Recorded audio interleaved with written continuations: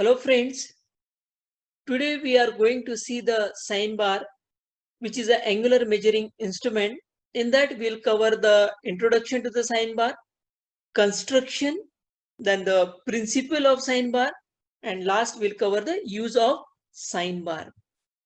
So sine bar is a precision instrument used along with a slip gauge to measure the angle very accurately or for locating any work to a given angle within a very close limit.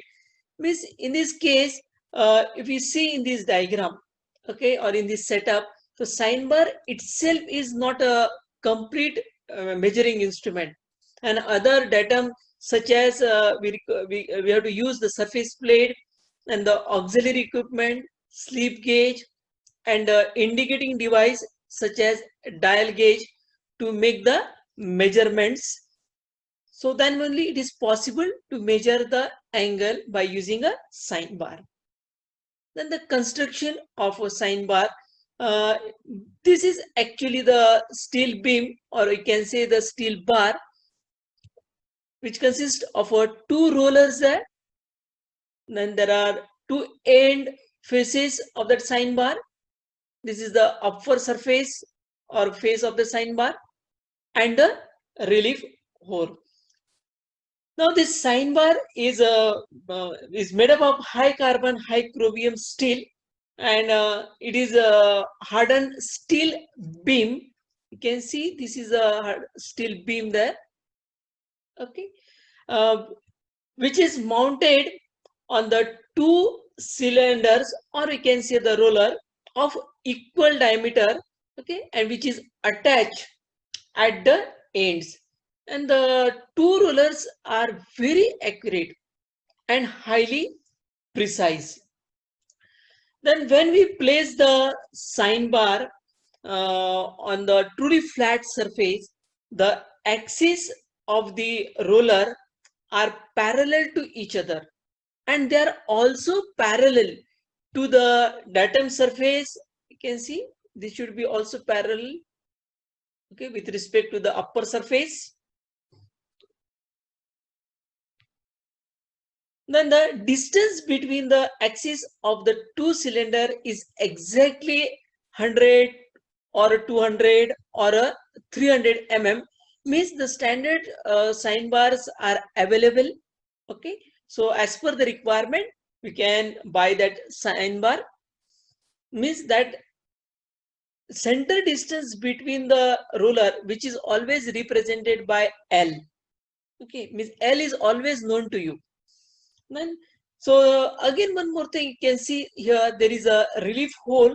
So there is a presence of relief holes in this sine bar to handle the sine bar easily, and also to reduce the overall weight of the sine bar.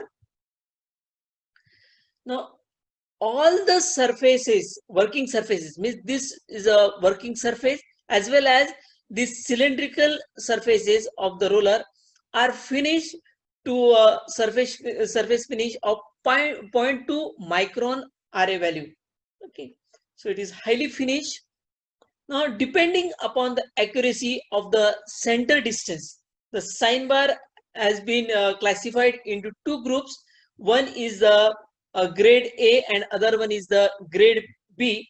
In grade A, you can see this is a central distance between the two roller, and the accuracy of this sine bar is around 0.01 mm per meter, right? In other cases also, in grade B sine bar, the accuracy is 0.02 mm per meter of the length. Means grade A of sine bar is highly accurate than the grade B. And the principle of sine bar, now it works on the principle of trigonometric sine function. We know that when you are using the sine function, so sine, for the formula for that is sine theta is equal to opposite upon hypotenuse.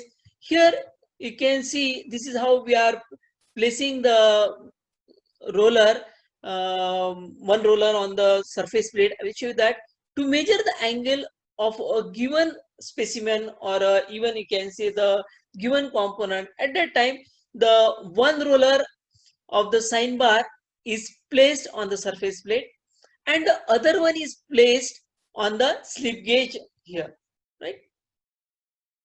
Now by using the trigonometry, okay, so same triangle I am showing here, this is triangle. So if I use the trigonometry there, in that case h here, in this case h is nothing but the slip gauge combination, okay. Then the other one L is nothing but a distance between these two roller. In this triangle you can show the L here, and now we have to calculate the suppose theta, right? So theta, if you see, the theta is equal to opposite upon hypotenuse, or opposite upon diagonal also we can say. So in that case, so sine theta is equal to h by L, and therefore theta is equal to sine inverse h by L. So this is the formula for a sine bar to calculate the angle or to set the workpiece at the required angle. So this is the reason why this device is called as a sine bar. Then the use of sine bar. In the use of sine bar, if you want to measure the or checking the unknown angle of a small component, or if you go for the measuring the taper plug gauge, right? It is possible to make by using this sine bar. And a second case, checking the unknown angle of heavy component. If you see in this diagram, basically the sine bar is placed over the component, right? But in this diagram, when we are checking the unknown angle of the small component, the component is placed over the sine bar. So we'll go in more detail in next slide how we are going to check the unknown angle of a small component. Okay, so here, so when we are checking the unknown angle of the small component, so component is placed over the sine bar. This is the setup what we are showing, right? We require a dial gauge, we require a slip gauge, and a datum surface means the surface plate. Now when we are measuring the or checking the unknown angle of any component, in that case we will follow the 6 basic steps. Okay, so we'll see what is that 6 basic steps. So first step is that first you have to find the approximate angle of this component. You can see here this is a component and we are measuring this component, right, by using the bevel protractor. So let that angle be theta in this case, and we know that sine theta is equal to h by L, and therefore h is equal to L sine theta. Means from this we can find the slip gauge height. With these combinations we are finding out.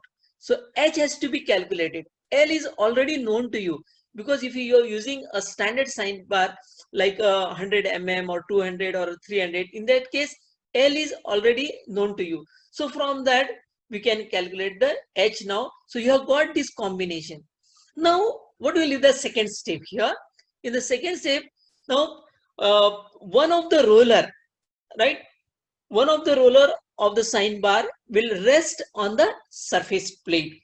Okay, then in the third step what we are doing, if you see in the third step, the other end of the roller is rest on the slip gauge combination which we have find out in the step 1, right? Then after placing it, what is the fourth step? Now in the fourth step, the component which is to be checked, right, is to be placed on this top surface of the sine bar. Then in the fifth step, we see the fifth step here. Now a dial gauge is brought in contact with the top surface of the component at the one end, and then we can set that dial gauge to the 0 reading, right? Then in the sixth step, the dial gauge is just we are moving it from one end to another end, right? So in previous case, we are position of the dial gauge is here.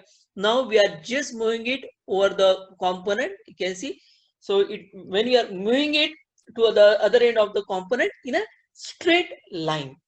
Now then what happens if the dial indicator shows the zero deviation, means there is no deflection, right? It indicates that the work surface is, in that case, it is parallel. The work surface will be again parallel to the datum surface, and the set angle is right, means whatever the angle we are measuring, okay, will be right by using this sign bar.